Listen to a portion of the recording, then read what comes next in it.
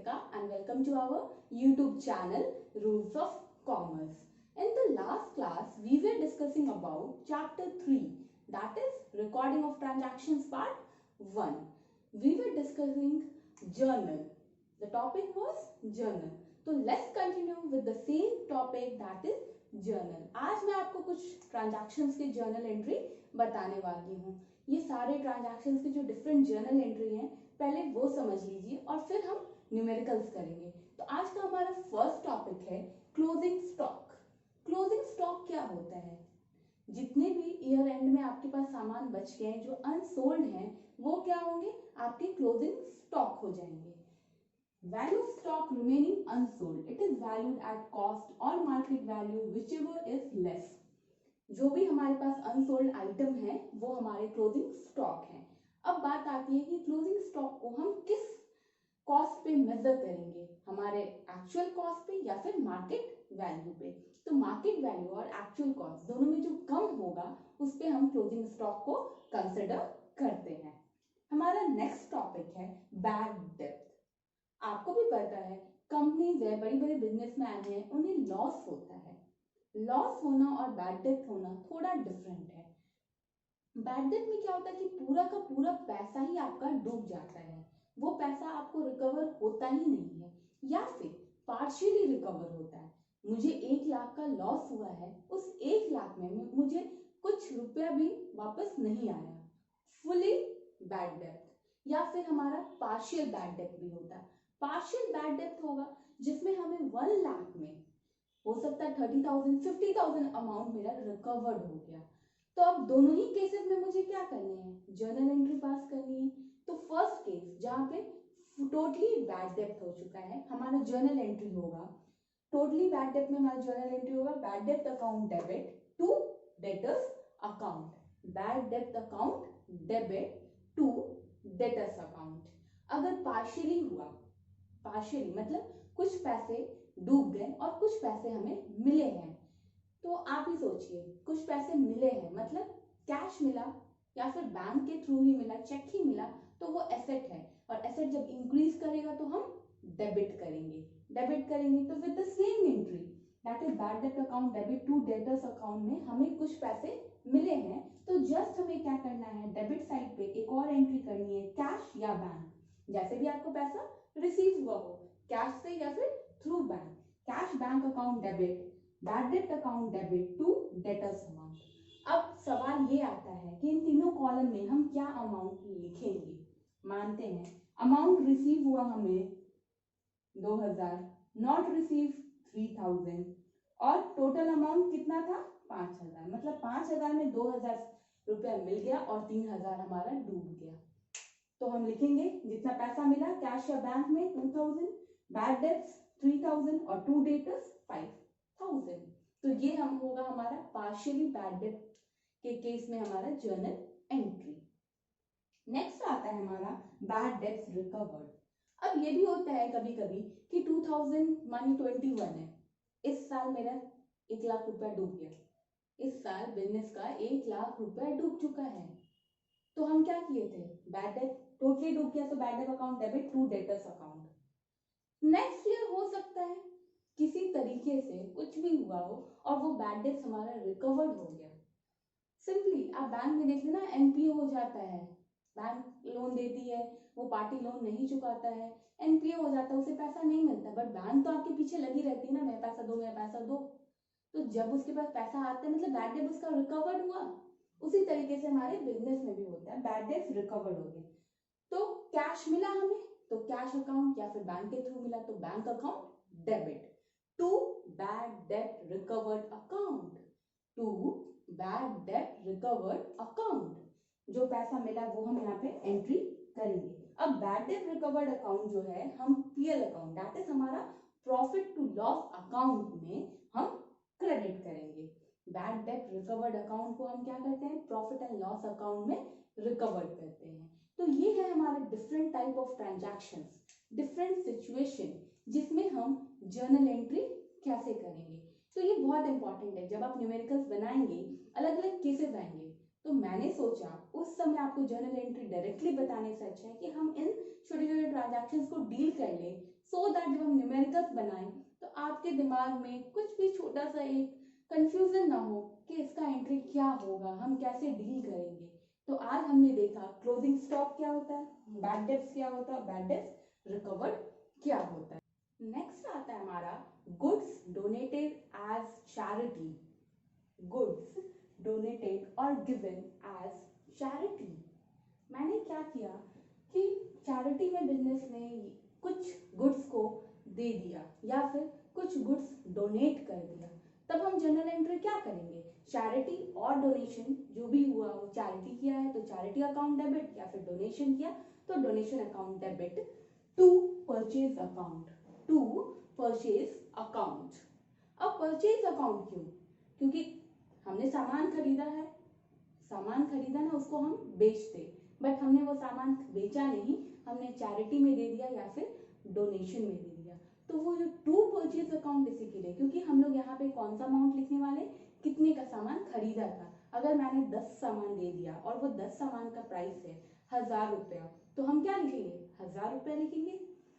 Charity donation account debit to purchases account. Total purchase cost में हम minus करेंगे purchase cost of donated goods और charity. वो जो टोटल परचेज कॉस्ट आया है मेरा, उसमें से जितना का सामान मैंने डोनेट किया या फिर चैरिटी में दिया है उसको हम माइनस करने वाले हैं। फिर नेक्स्ट आता है हमारा purchases are reduce because the goods are not sold. अब परचेजेस को मैंने क्यों घटाया, क्योंकि वो सामान बिका नहीं, हमने वो सामान बेचा नहीं है, हमने चैरिटी या फिर डोनेशन में दिया है।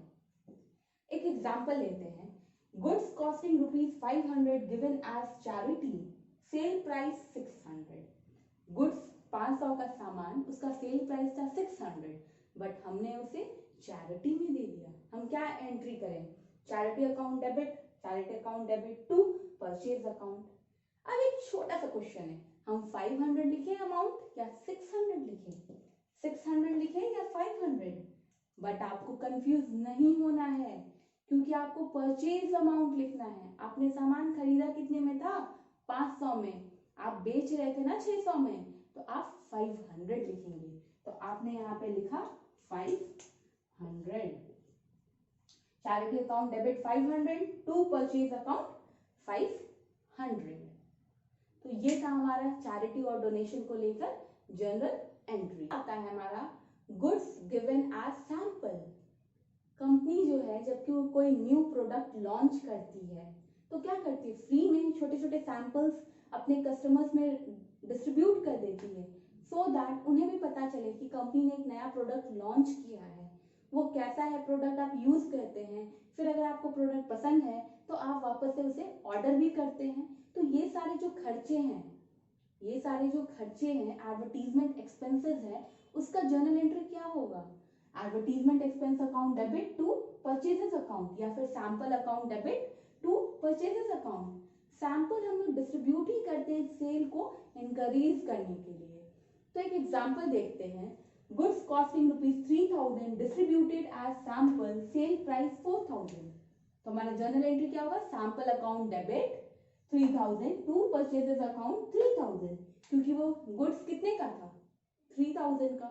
4000 तो सेल प्राइस था ना, सेल प्राइस पे हम रिकॉर्ड नहीं करते, हम रिकॉर्ड करते हैं परचेज प्राइस पे, मतलब वो 3000 पे हम यहाँ रिकॉर्ड कर रहे हैं। नेक्स्ट एंट्री हम देख लेते हैं, मिसलेनियस और सन्ड्री एक्सपेंसेस।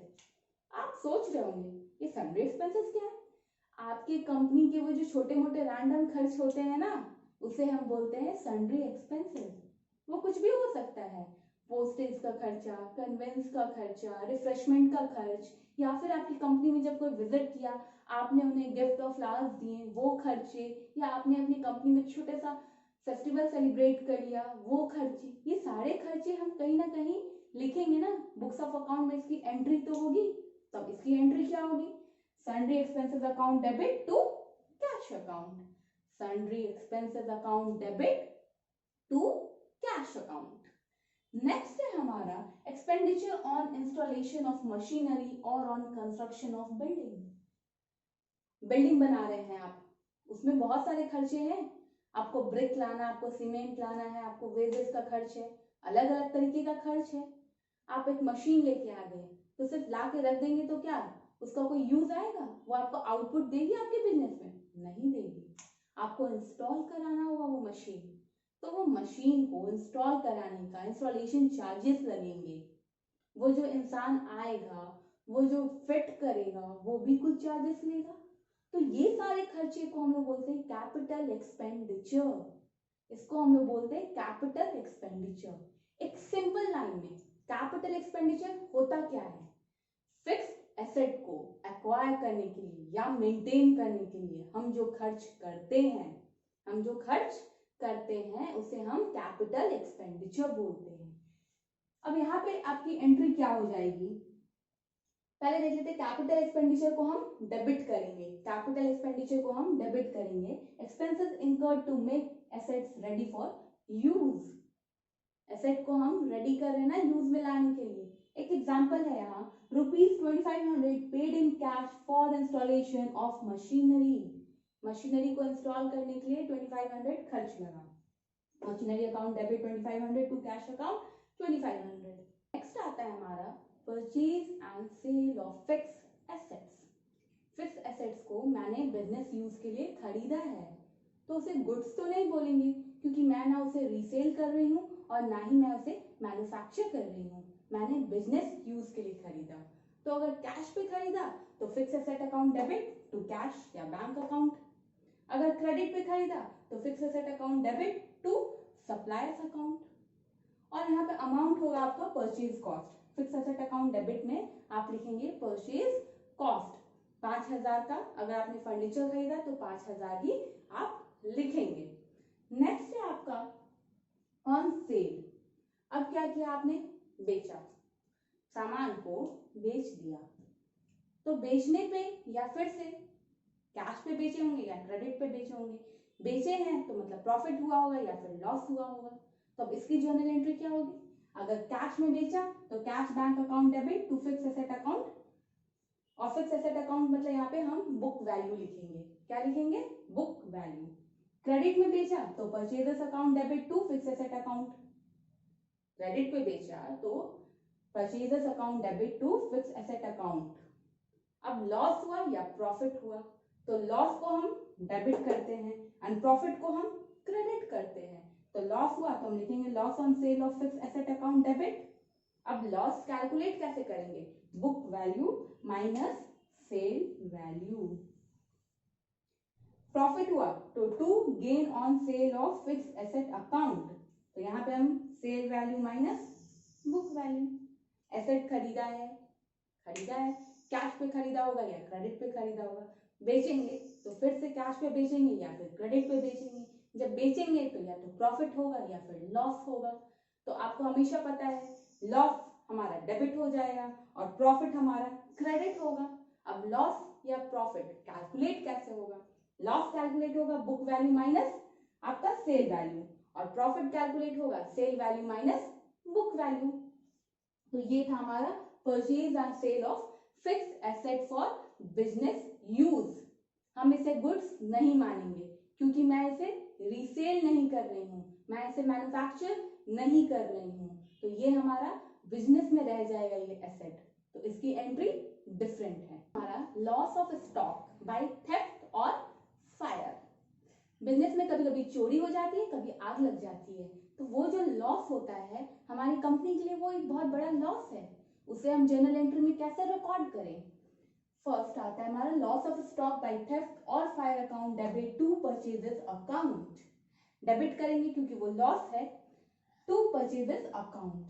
अब आपने सुना होगा वो जो सामान चोरी हो गया या फिर सामान फायर में जलकर बर्बाद हो गया, तो हम क्या, कंपनी हमेशा अपने गुड्स का, अपने स्टॉक का इंश्योरेंस कराती है। अब इंश्योरेंस कराती है तो उसमें अलग अलग सिचुएशन होते हैं। कभी आपको क्लेम अमाउंट पूरा का पूरा मिल जाता है या फिर कभी क्लेम अमाउंट आपको पार्शियली रिसीव होता है या फिर आपने इंश्योरेंस कराया ही नहीं है। तो फर्स्ट केस है हमारा in case goods were insured and insurance claim for the amount of loss is loss. आपका स्टॉक का इंश्योरेंस किया हुआ था, आप इंश्योरेंस कंपनी में क्या करेंगे? आप क्लेम करेंगे। तो आप एंट्री क्या करेंगे? Insurance company debit to loss of stock by theft और fire account. Second case है when the full amount of claim is received from the insurance company. Insurance company से आपको पूरा का पूरा क्लेम मिल जाता, आपका 1 लाख का लॉस हुआ था, 1 लाख आपको इंश्योरेंस कंपनी दे देती है, तब आप जर्नल एंट्री क्या करेंगे, bank account debit to insurance account. Third case है हमारा when the insurance company does not pay full claim amount. Insurance company क्या करती है, कभी कभी आपको पूरा क्लेम अमाउंट नहीं देती, उस केस में आप जर्नल एंट्री क्या करेंगे, bank account debit loss of stock by theft और fire account debit to insurance company. Insurance company में टोटल क्लेम अमाउंट आएगा, बैंक अकाउंट में अमाउंट आपको जितना क्लेम के रूप में रिसीव हुआ, और loss of stock by theft और फायर जो भी आपका कंडीशन था वो लिख के जो आपको पूरा लॉस हुआ है. तो ये था हमारा loss of stock by theft और फायर. तो इसमें डिफरेंट डिफरेंट केसेस हैं. पहले आप इंश्योरेंस कंपनी में लॉन्च करेंगे क्लेम, आपको पूरा क्लेम मिलेगा या फिर पार्शियल क्लेम मिलेगा. पूरा मिलता है तो bank account debit to insurance company, अगर आपको आधा मिलता है तो bank account debit loss of stock by theft और fire account debit to insurance company account.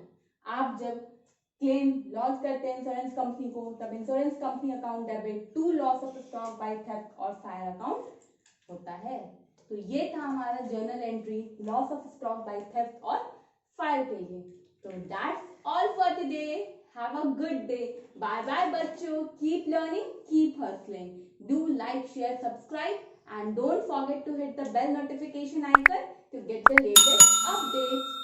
Bye bye and don't forget to follow me on Instagram. Rules of commerce का हमारा Facebook page भी है, आप उसे भी लाइक कीजिए और इंस्टाग्राम पे मुझे फॉलो कीजिए. कोई भी डाउट है तो आप मुझे कमेंट सेक्शन में पूछ सकते हैं या फिर मुझे इंस्टाग्राम पे डायरेक्टली डीएम कर सकते हैं. बाय बाय बच्चों. Keep learning, keep hustling.